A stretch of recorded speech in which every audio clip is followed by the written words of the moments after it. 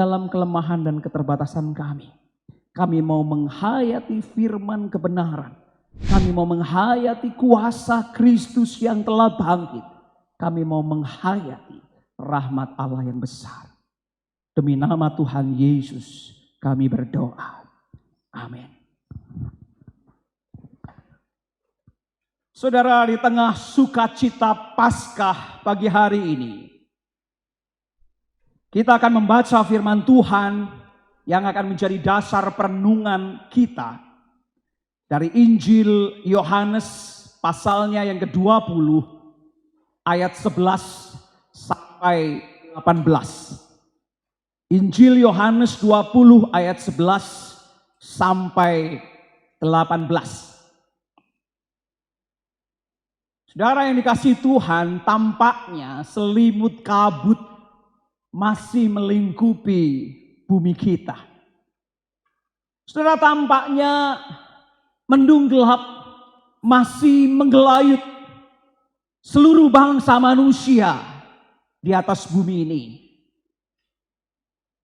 Kegalauan tak kunjung sirna, kekhawatiran tetap mengikat rasanya. Dan kepedihan masih menjadi jerit semua kita dimanapun kita berada. Jumat lalu ketika kita bersama-sama merayakan Jumat Agung, peristiwa Tuhan Yesus menyerahkan nyawanya untuk menjadi penebusan kita. Pada saat yang sama justru dirilis sebuah berita yang membuat hati kita miris. Bahwa ternyata di hari itu dirilis berita bahwa di Amerika lebih dari 2.000 orang mati di hari yang sama di Jumat itu. Dan itu adalah rekor terbesar dalam sejarah pemaparan COVID-19 ini. Saudara bisa bayangkan, negara besar adik kuasa yang punya segala sesuatunya, Amerika, justru memecahkan rekor kematian lebih dari 2.000 orang di hari yang sama. Sungguh membuat kita miris mendengarnya. Mendung gelap, tampaknya belum kunjung bisa digeser oleh angin. Kemarin sore, seorang penjahit keliling mampir ke gereja dan bercakap-cakap dengan kami. Bunda sudah siapkan sebuah bungkusan untuk keluarganya. Dan dia berkata dan bertanya, apa sih yang sesungguhnya sedang terjadi? Seberapa besar sih kuasa dari virus ini? Kami dan kita, orang-orang yang harus bekerja harian, gak bisa lagi keluar dan gak bisa mendapatkan penghasilan dengan baik. Dia berkata, kalau 2 minggu saja akan terus begini, saya tidak bisa bayangkan apa yang akan terjadi dengan keluarga kami. Itu salah satu jeritan dari sekian banyak orang yang memiliki jeritan yang sama. Beberapa hari ini, saya menyempatkan diri untuk berkeliling menggunakan mobil dengan istri dan anak saya. Bunda menyiapkan amplop-amplop yang berisi uang cukup untuk sekali makan. Kira-kira 20.000 lah per amplop. Dan ada seorang jemaat yang memberikan masker tutup mulut. Dan itu menjadi kesempatan kami untuk berkeliling, mencari orang-orang yang membutuhkan. Sembari kami menyalurkan masker itu, Bunda menitipkan, Tuhan memberkati, biarlah engkau bisa menikmati makanan hari ini, walaupun cukup hanya sekali. Dan saudara tahu apa yang terjadi dengan jalanan? Jalan-jalan sangat sepi. Bahkan di tempat-tempat yang selama ini adalah tempat keramaian dan tempat orang berkumpul. menjadi tempat yang sunyi, menjadi tempat yang sepi. Dalam hati saya bertanya, Tuhan, apa yang sesungguhnya sedang terjadi? Mengapa kami semua harus bersembunyi di tempat kami masing-masing? Itu seolah-olah seperti hari Sabtu sunyi kemarin yang kita hayati dan kita rasakan. Ketika pertanyaan kita tak terjawab akal kita. Ketika hati kita tidak cukup paham apa yang sesungguhnya sedang terjadi. Ketika ketakutan melanda semua orang. Tapi tidak bisa berbuat apa-apa dan tidak bisa berbuat banyak. Kecuali hanya keluh terdiam dan bersembunyi sambil menunggu kapan semuanya ini segera berakhir. Tidak mudah untuk menjawab semuanya ini. Lalu apa yang bisa tetap menjadi relevan untuk menguatkan, meneguhkan, dan memberi jawab dan terang bagi kita ketika bahkan ilmu pengetahuan belum cukup untuk bisa mengatasinya? Jawabnya adalah iman. Iman tetap akan senantiasa relevan. Keyakinan, kepercayaan kita akan yang ilahi, yang tanpa batas. Yang melahirkan spiritualitas kita. Adalah sesuatu yang tetap fundamental bagi kehidupan siapapun juga. Termasuk di saat-saat yang tidak mudah seperti ini.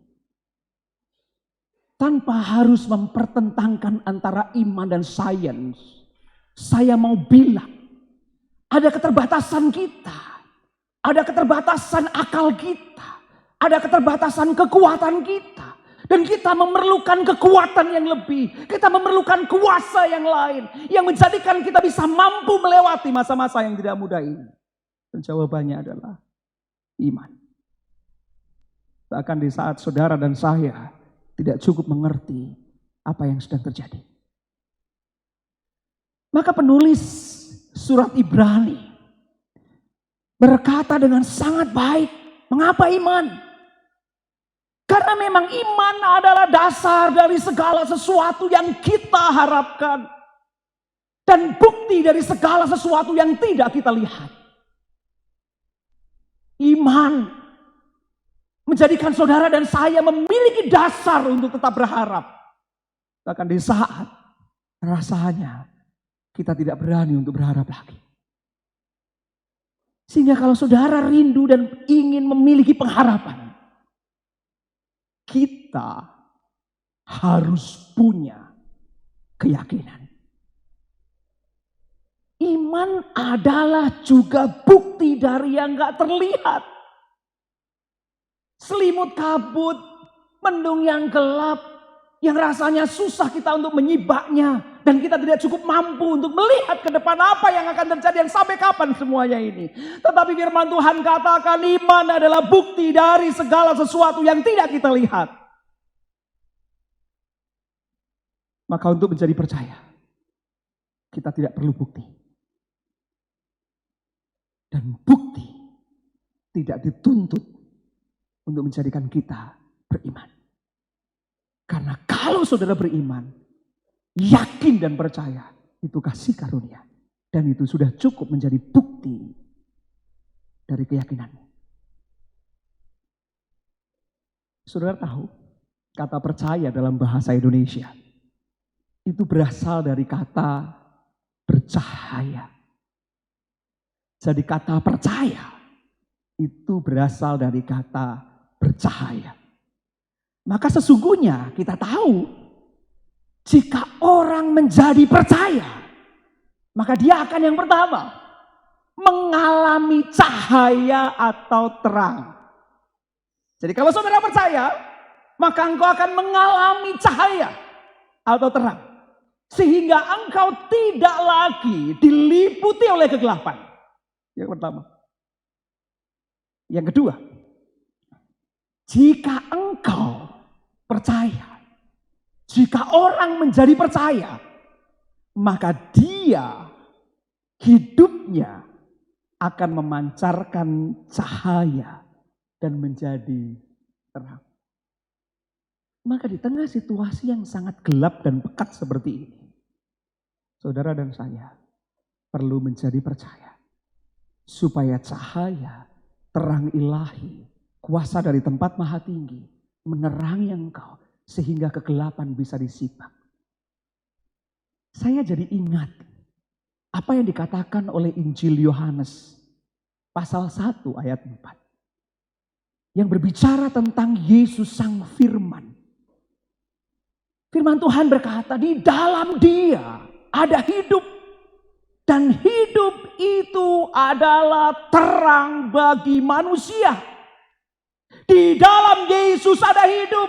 Dan hidup di dalam Yesus itu menjadi terang bagi kita. Menjadi terang bagi dunia ini. Dan kalau terang di dalam Yesus itu bercahaya, maka kegelapan tidak akan pernah menguasainya. Saudara dan saya memerlukan terang itu.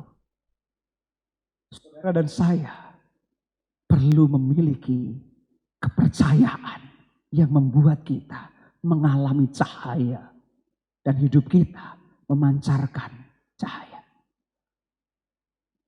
Lalu pertanyaannya, dari mana keyakinan, kepercayaan, dan iman Kristiani kita bertumbuh? Apakah bertumbuh dari kekuatan kita? Apakah bertumbuh dari bukti empiris sains? Apakah bertumbuh dari manusia-manusia bangsawan, orang kuat atau apapun juga? Saya mau katakan tidak. Iman Kristen bertumbuh dari Kristus yang bangkit. Iman percaya kita bertumbuh dan berdasar pada Kristus Yesus Tuhan yang hari ini bangkit. Kalau saudara perhatikan surat Rasul Paulus kepada orang-orang di Korintus. 1 Korintus 15 ayat 14. Rasul Paulus mau meneguhkan orang-orang di Korintus. Dan dia berkata, andai kata Kristus tidak dibangkitkan, maka sia-sialah pemberitaan kami dan sia-sialah kepercayaan kamu. Jadi kita percaya kepada Yesus. Saya mau bilang berdasarkan firman Tuhan ini, hidup keyakinanmu tidak sia-sia karena Kristus telah bangkit. Sehingga Kristus Yesus Tuhan yang bangkit akan menjadi dasar dari keyakinan dan kepercayaanmu. Katakan amin. Kalau kita terus lanjut di ayat 26. 1 Korintus pasal 15. Kenapa Kristus yang bangkit itu menjadi dasar keyakinan kita, iman kita. Sehingga tidak menjadi sia-sia oleh karena peristiwa kuasa kebangkitan Kristus. Sebab musuh yang terakhir yang dibinasakan ialah maut. Kita nggak berdaya oleh sakit penyakit. Kita nggak berdaya dengan kelaparan. Kita nggak berdaya dengan berbagai persoalan yang berlaku atas kita. Tapi ada satu kekuatan dan kuasa yang siapapun juga tidak akan pernah bisa kalahkan, tidak akan pernah bisa dia taklukkan, tidak akan pernah bisa dia kalahkan. Apa itu? Maut. Dan semua orang tunduk kepadanya. Maka mengapa dasar iman kita tidak bertumbuh kepada kekuatan manusia? Karena kekuatan manusia terbatas. Dan kita tidak akan pernah bisa mengalahkan maut itu. Tetapi Kristus yang bangkit. Firman Tuhan mengatakan musuh yang terakhir yang dikalahkan adalah maut. Kalau musuh yang paling besar, yaitu kematian. Kalau musuh yang paling dahsyat, yaitu maut, sudah dikalahkan. Apalagi yang gak bisa ditaklukkan oleh Kristus yang bangkit. Maka bukan sebuah kesombongan, bukan juga sebuah kejumawaan atau ketinggi hatian kita. Bagi orang-orang yang percaya di dalam Yesus, lalu kita berkata sama seperti Rasul Paulus di ayat 55. Hai mau di manakah kemenanganmu? Hai mau di manakah sengatmu? Kita tidak sedang menantang bahaya. Kita juga tidak sedang sombong lalu kemudian merasa nggak bisa terkena sakit, nggak bisa terkena lemah, nggak bisa terkena kejatuhan. Tetapi memang di dalam diri kita oleh kuasa kebangkitan Yesus bekerja kuasa yang melampaui keterbatasan dan kelemahan kita yang telah mengalahkan maut oleh kuasa kebangkitan Yesus. Sehingga kita berani berkata, hai mau di manakah kemenanganmu? Hai mau di manakah sengatmu? Kenapa kita berani? Karena syukur kepada Allah yang telah memberikan kita kemenangan. Oleh apa? Oleh Yesus Kristus Tuhan kita. Syukur kepada Allah yang telah memberikan kemenangan. Bukan berdasarkan kehebatan kita, bukan berdasarkan kemampuan kita, bukan berdasarkan kita, bukan berdasarkan kepandaian kita, tetapi Yesus Kristus Tuhan kita. Maka saudara, kalau kita baca di dalam Injil Matius misalnya, fakta tentang peristiwa kebangkitan Tuhan Yesus yang kemudian menjadi dasar kita untuk beriman di dalam Yesus, mencoba oleh kuasa si jahat dan dunia ini dibungkam dan diingkari. Karena tahu kalau fakta kuasa kebangkitan Yesus itu bekerja, dahsyat. Orang percaya di segala tempat dan abad beribadah di hari Minggu. Itu adalah hari pertama minggu itu. Itu adalah hari Minggu, Domingo, harinya Tuhan. Kenapa?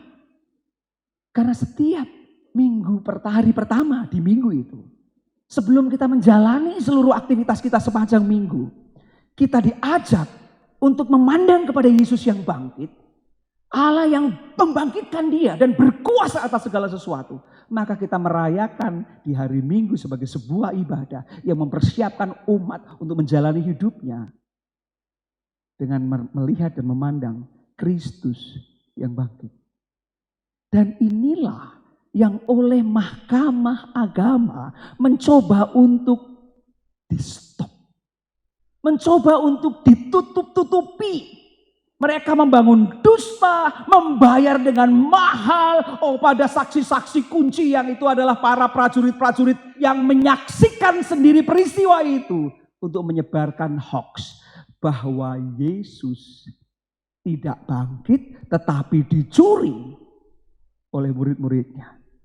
Saudara nanti bisa perhatikan di Matius 28 ayat 13. Di sana firman Tuhan menceritakan, kamu harus mengatakan, begitu kata mahkamah agama, bahwa murid-muridnya datang malam-malam dan mencurinya ketika kamu sedang tidur. Tidak masuk akal.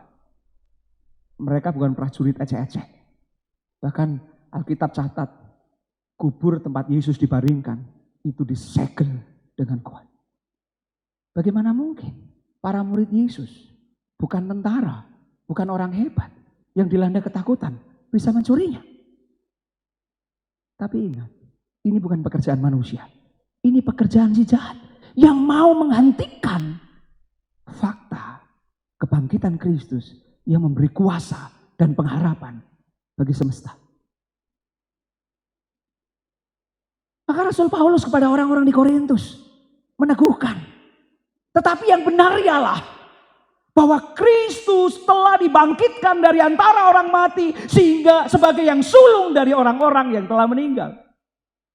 Jadi Rasul Paulus perlu menegaskan, yang benar adalah bahwa Yesus sudah dibangkitkan sebagai yang sulung dari orang-orang yang telah meninggal.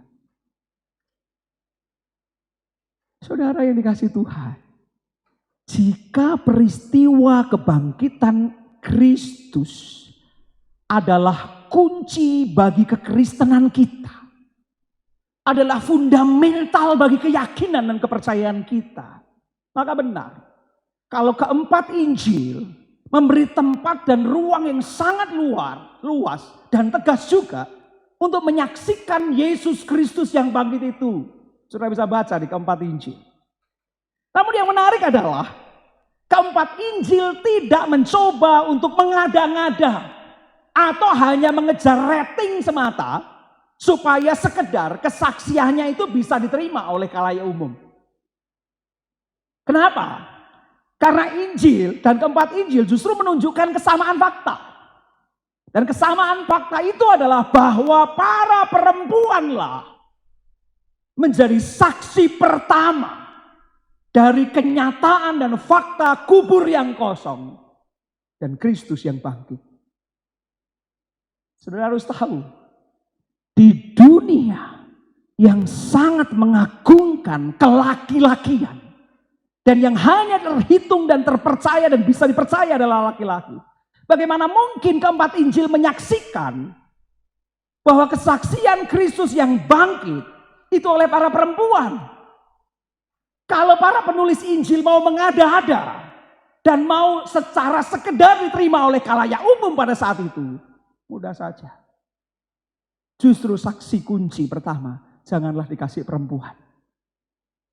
Dengan realitas ini, saya semakin yakin keempat Injil sungguh murni. Keempat Injil pure. Keempat Injil justru tidak sedang mau menyebarkan hoax atau berita-berita yang hanya enak di telinga dan mudah untuk dicerna dengan akal sehat. Justru disinilah saudara, letak otentisitas kesaksian Yesus yang bangkit ini. Ini bukan soal orang mau percaya atau tidak. Ini bukan supaya orang mau terima dia atau tidak. Melainkan bahwa kuasa Yesus yang bangkit itu telah mentransformasi kehidupan banyak orang. Telah mentransformasi dan mengubahkan hidup para muridnya. Sehingga mereka dipenuhi keberanian. Sehingga mereka dipenuhi keyakinan untuk melanjutkan hidup. Bahwa ternyata hidup mereka tidak berhenti sampai di situ saja. Bacaan kita pagi hari ini sangat menarik. Mari kita perhatikan Injil Yohanes 20 ayatnya yang ke-11 dan selanjutnya. Ini adalah cerita, kisah, narasi bagaimana seorang perempuan yang namanya Maria Magdalena adalah saksi pertama melihat Yesus Kristus Tuhan yang bangkit. Mari kita mulai perhatikan ayat yang ke-11. Tetapi Maria berdiri dekat kubur itu dan menangis. Saudara, rasanya air mata para murid Yesus, orang-orang yang mengikut Tuhan Yesus sejak awal mulai pelayanannya hingga akhirnya dia disalib.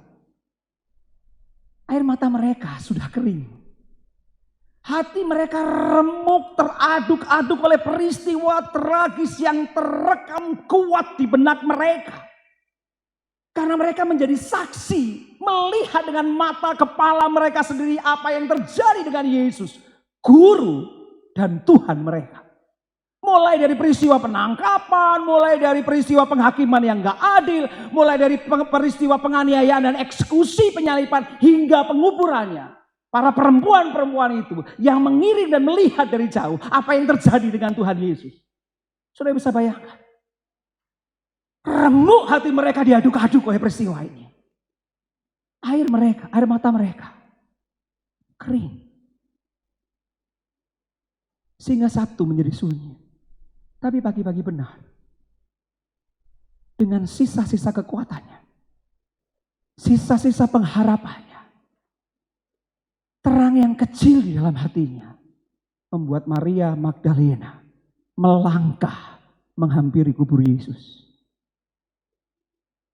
Dan ketika dia mendapati kubur itu ternyata terbuka dan mayat Yesus tidak ada. dia berlari menjumpai murid-murid yang lain. Lalu Petrus dan Yohanes bersama-sama dengan dia menghampiri kubur Yesus. Tapi ternyata benar, kubur itu kosong dan mayat Yesus tidak ada. Petrus dan Yohanes balik. Tapi Maria Magdalena still stay there. Tetap tinggal di situ. Hatinya hancur. Yes. Air matanya kering. Yes. Dukanya mendalam. Ya. Tapi yang penting adalah, apakah engkau tidak meninggalkan tempat di mana Yesus ada? Dan engkau bersimpuh di kakinya. Sekalipun air matamu sudah menjadi kering dan kekuatanmu sudah runtuh rasanya. Maria Magdalena menjadi istimewa. Bukan karena dia nggak sedih. Bukan karena dia nggak sakit. Bukan karena dia nggak berduka. Tetapi dalam tangis dan air matanya itu, firman Tuhan catat, ia tetap berdiri di kubur itu dan menangis. Dalam tinggal tenang dan percaya terletak kekuatanmu. Orang seringkali tidak cukup kuat untuk tetap berdiri dan bersimpuh di kaki Tuhan. Karena tidak lagi melihat pengharapan. Dan berseru-seru dan berkata, Tuhan engkau di mana? Ketika engkau tidak melihat Tuhan dan kita tidak bisa memandang dia dan tidak melihat kehadirannya. Tetaplah di situ. Bagian selanjutnya berkata, sambil menangis, ia menjenguk ke dalam kubur itu. Ia masih berharap berjumpa dengan sosok guru yang ia banggakan. Ia masih berharap, walaupun hanya tubuh lemah yang gak berdaya dan gak bernapas lagi, ia masih bisa melihatnya di dalam kubur itu. Ini pengharapan. Dan pengharapan di dalam Tuhan tidak pernah mengecewakan. Ayat 12 menarik. Dan tampaklah olehnya 2 orang malaikat berpakaian putih, yang seorang duduk di sebelah kepala dan yang lain di sebelah kaki di tempat mayat Yesus terbaring. Who knows? Mayat Yesus memang gak ada. Who knows? Kubur itu kosong. Tetapi siapakah pernah tahu bahwa pengharapan itu tidak pernah menjadi sia-sia? Tubuh Yesus tidak terlihat. Tetapi di sebelah kepala dan di sebelah kaki tempat Yesus dibaringkan, ada 2 malaikat Tuhan. Saudara, para murid dan para perempuan pengikut Yesus memiliki kemarahan yang besar di dada mereka. Ada kesedihan yang menyayat hati mereka yang membuat mereka tidak mampu berdiri karena nyeri yang dialami oleh pribadi yang dia kasihi. Ada luka menganga dalam jiwa mereka manakala pengharapan mereka dirampas oleh penguasa secara keji. Seolah-olah nyesek dan hanya tinggal di tenggorokan mereka. Karena gema di dada mereka tidak bisa keluar. Sesak rasanya. Kalau saudara hari-hari ini juga mengalami hal yang sama, saya mau bilang,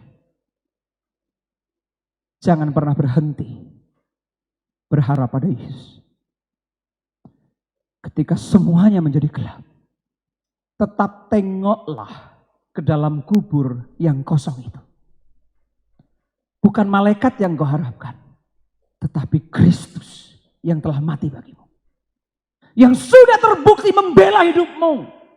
Yang segala bilur-bilurnya, bilur-bilur sakit kita ditimpakan kepadanya. Sebab dialah yang memikul beban dan setiap luka kita. Sehingga luka ditanggung olehnya. Dan jangan pernah beranjak untuk menaruh pengharapan kepada Dia yang terbukti mau mati dan membela hidupmu.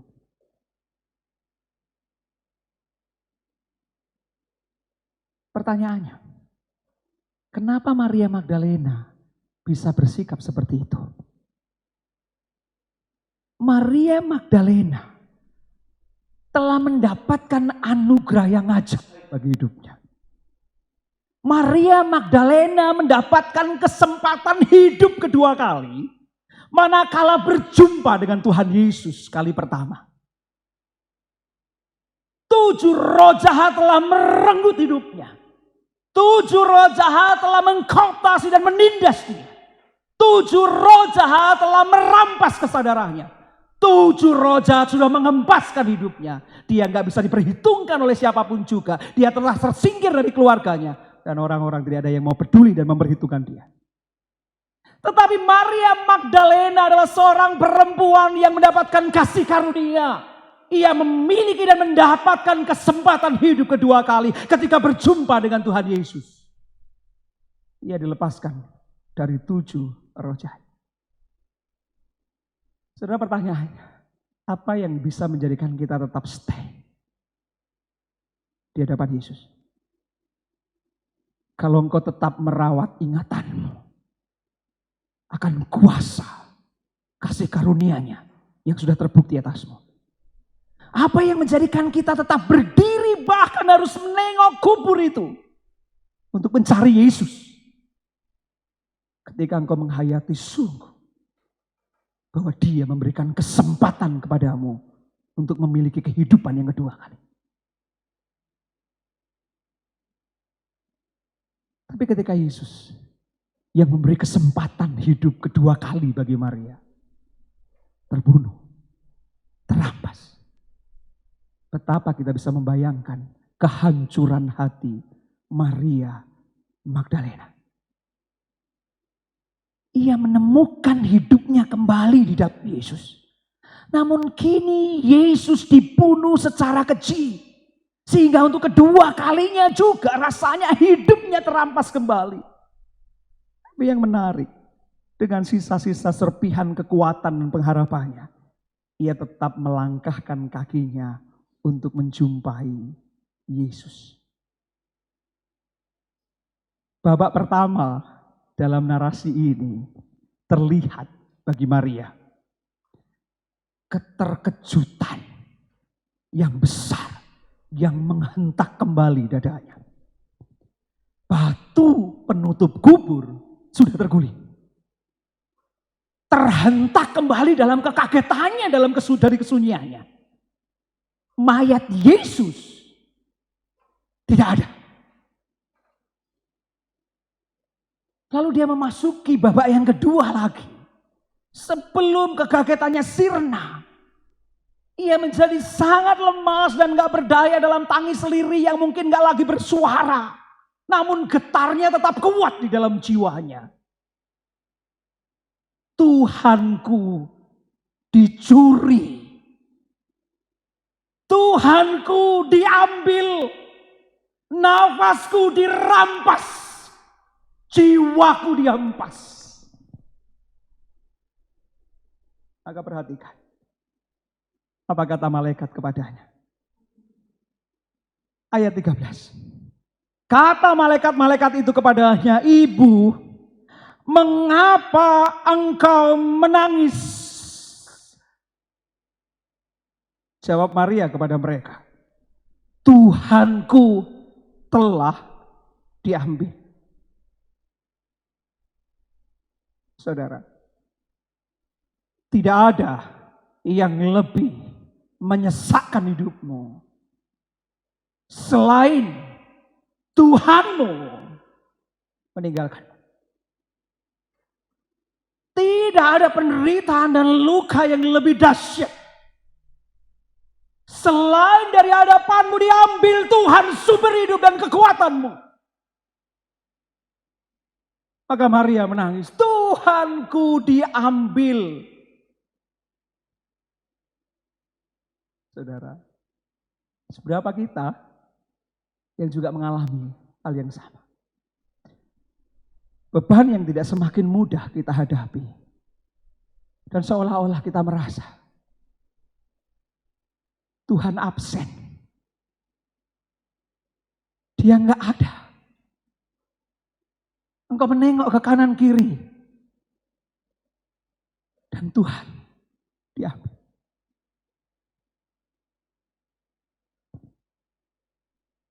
Mari perhatikan ayat 14.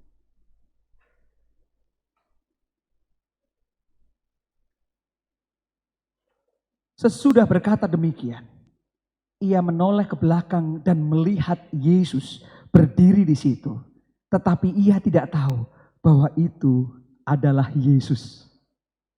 Dia melongok ke dalam kubur, berjumpa dengan dua malaikat. Dia berseru, Tuhan diambil dan aku nggak tahu di mana dia berada. Lalu dia menengok ke belakang, keluar tempat yang lebih terang karena di luar. Tapi yang menarik, Maria tidak mengenali Yesus. Bukan gelapnya pagi yang membuatnya tak mampu melihat jelas di sekelilingnya. Bukan suramnya kabut pagi hari itu yang menjadi selaput yang menutupi matanya. Tetapi suramnya jiwa telah meliput selaput mata dan jiwa Maria. Dia selalu bertanya, mungkinkah ini akan menjadi akhir dari segalanya? Mungkinkah ini akan menjadi akhir dari hidupku? Mungkinkah ini akan menjadi akhir dari ceritaku? Mungkinkah ini akan menjadi akhir dari sejarah kehidupan manusia? Pernahkah saudara dan saya mengalami pengharapan yang pupus macam ini? Sehingga kalau saudara perhatikan ayat 15. Kata Yesus kepadanya, ibu, itu sapaan umum bagi seorang perempuan dewasa. Ibu, mengapa engkau menangis? Siapakah yang kau cari? Yesus yang bangkit, yang belum engkau lihat dalam hidupmu, kehadiran dari kebangkitannya. Akan menyapa siapapun engkau dalam luka dan tangismu. Hai ibu, hai bapak, hai anak, mengapa engkau menangis? Apapun tangismu, apapun jeritmu, apapun kondisimu, Yesus yang bangkit adalah Allah yang hidup, bukan Tuhan yang mati. Dia akan menyapa engkau karena dia paham apa yang engkau alami. Hai ibu, mengapa engkau menangis? Hai bapa, mengapa engkau menangis? Hai manusia, mengapa engkau menangis? Dan pertanyaan Yesus berlanjut. Apa yang engkau cari? Apa yang engkau cari? Untuk menjawab supaya tangismu berhenti. Apa yang engkau cari? Supaya lukamu sembuh. Apa yang kau cari supaya pengharapan muncul kembali? Apa yang sedang kau kejar supaya kekuatanmu dipulihkan lagi? Banyak orang mencoba mencari penghapus air mata dengan apa yang sesungguhnya tidak pernah bisa menghapusnya. Banyak orang mencari obat untuk mengumpulkan kembali dan menyembuhkan luka di hatinya. Tapi tidak pernah ada obat yang bisa memulihkannya. Ada banyak orang mencari segala sesuatu yang bisa menjawab untuk memulihkan kekuatannya. Dan Tuhan Yesus yang bangkit bertanya kepada kita, apa yang kau cari? Tanyaan Yesus kepada Maria Magdalena jelas juga untuk kita. Apa yang kau cari? Dengar apa yang Maria cari. Lihat sungguh-sungguh jawaban Maria kepada Yesus yang bangkit. Supaya saudara dan saya tidak pernah salah menjawab apa yang sesungguhnya perlu untuk kehidupan dan damai sejahteramu. Mari perhatikan. Maria menyangka Orang itu adalah penunggu taman. Lalu berkata kepadanya, Tuhan, jikalau Tuhan yang mengambil dia, yaitu guru dan Tuhannya, Yesus Kristus, katakanlah kepadaku, di mana Tuhan meletakkan dia supaya aku dapat mengambilnya. Oh, great thou art. Kasih karunia bekerja, rahmat Bapa bekerja, energi surga bekerja di dalam diri Maria Magdalena yang hancur lulu hatinya, yang pupus pengharapannya. Dia tersisa di dalam dirinya. Yang dia cari bukan yang lain, tetapi yang dia cari adalah Yesus, Tuhan gurunya yang agung, yang telah memberikan kesempatan dia untuk hidup kedua kalinya. Sudah berarti, adakah jawaban itu yang ada dalam hatimu? Aku mencari Yesus yang tersalib. Aku mencari Yesus yang terbaring oleh karena membela hidupku. Aku mencari Yesus yang telah mengajarkanku jalan dan kebenaran. Aku mau mencari Yesus yang telah memberikan tubuhnya dan darahnya supaya aku hidup. Saya rindu dan saya berdoa supaya itu yang kuat di dalam diri kita. Bukan yang lain yang sedang kita cari untuk menjawab pertanyaan hidup kita. Tetapi Yesus Kristus Tuhan. Tuhan. Jikalau Tuhan yang mengambil dia, katakanlah di mana Tuhan meletakkan dia supaya aku dapat mengambilnya. Demikian lirih suara Maria. Tanda bahwa betapa besar kasih dan pengharapannya itu kepada Yesusnya. Ketika dia hidup kembali oleh kelepasan kuasa Yesus, ia telah menyerahkan segala apa yang padanya untuk kemuliaannya dan menyertai Yesus sepanjang umurnya. Karena tidak ada yang lebih berharga daripada Yesus Kristus, Tuhan, yang telah melepaskannya dari 7 roh jahat dan menyelamatkannya dan memberikan dia hidup. Saudara harus tahu, Maria adalah seorang murid yang sangat konsisten. Begitu kesempatan pertama mengalami anugerah Allah dalam Yesus. Ia menjadi murid yang berjalan bersama Yesus. Setia, taat, bahkan di saat-saat yang sulit, di mana semua murid laki-laki tercerai-berai, bahkan ada yang menyangkali, bahkan ada yang mengkhianati, ia tetap setia berjalan bersama dengan Yesus via dolorosa, bahkan sampai Tuhan Yesus mengerang dalam kematiannya dan diturunkan dari salib dan dimasukkan ke dalam kubur. Dia tidak pernah absen. Dia mengenal sungguh siapa Yesus. Maka perhatikan komitmen kemuridan kita. Tidak ada seorang pun dapat mengenal Kristus kecuali dia yang mengikutinya setiap hari dalam kehidupan. Maria menjadi murid yang sejati. Maria Magdalena menjadikan mengenal Yesus sungguh-sungguh. Bukan karena cerita orang, tetapi karena dia menapaki jejak kaki Yesus setiap hari. Bahkan di saat-saat yang tidak mudah. Dan saya percaya dengan sungguh, orang yang taat dan setia sampai akhirnya, dia akan melihat terang itu membela hidupnya. Engkau akan mendengar sapaan Yesus yang lembut. Sama sapaan Yesus kepada Maria secara personal dan pribadi. Kita perhatikan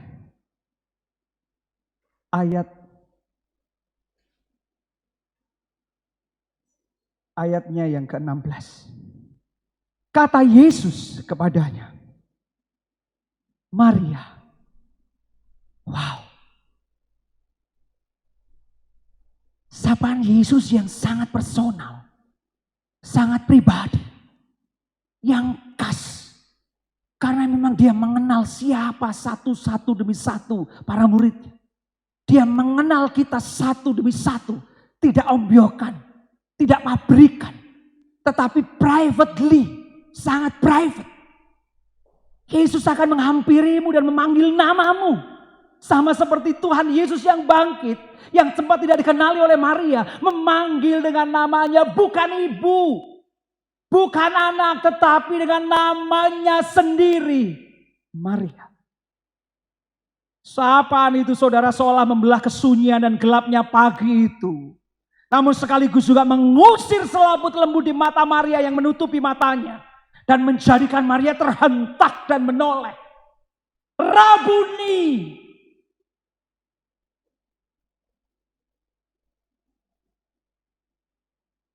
Lihat.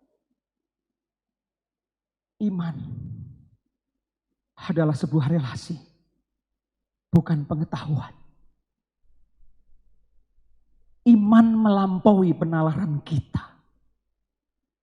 Tetapi iman adalah sebuah relasi yang personal.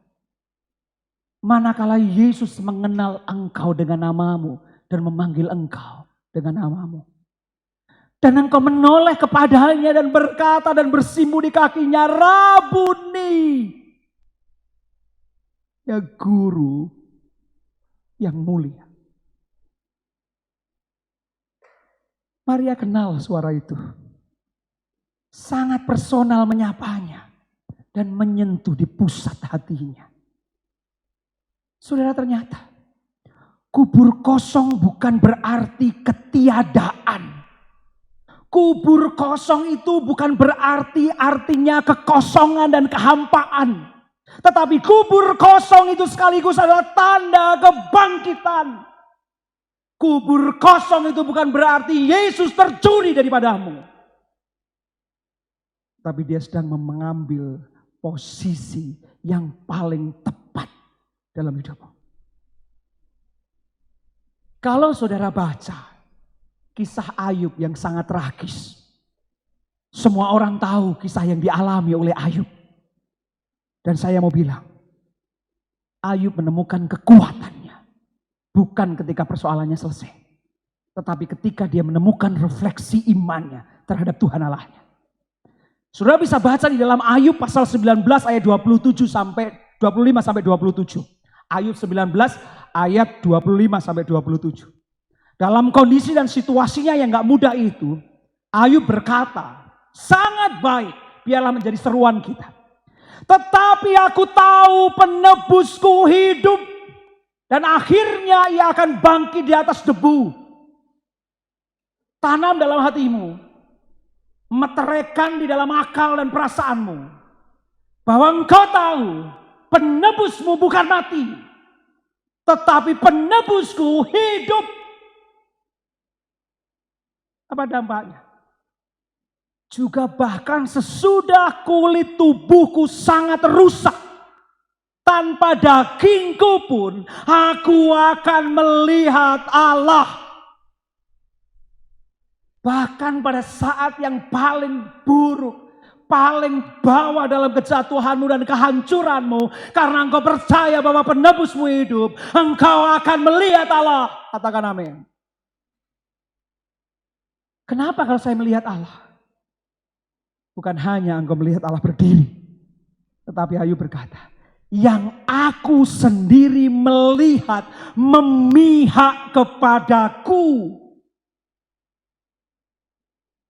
Dia bukan hanya berdiri karena dia hidup. Tetapi karena dia hidup, dia berdiri di hadapanmu. Dan membela engkau.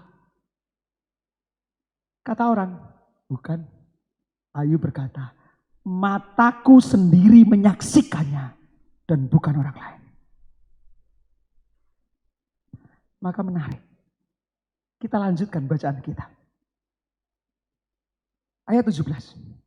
Kata Yesus kepadanya, janganlah engkau memegang aku sebab aku belum pergi kepada Bapa. Tetapi pergilah kepada saudara-saudaraku dan katakanlah kepada mereka bahwa sekarang aku akan pergi kepada Bapakku dan Bapamu, kepada Allahku dan Allahmu. Sudah gak tahan, Maria mau memeluk kaki Yesus. Tapi Tuhan mengatakan jangan. Orang banyak berpikir dan berteori, wah berarti bisa-bisa itu adalah hantu. Karena apa? Gak tersentuh.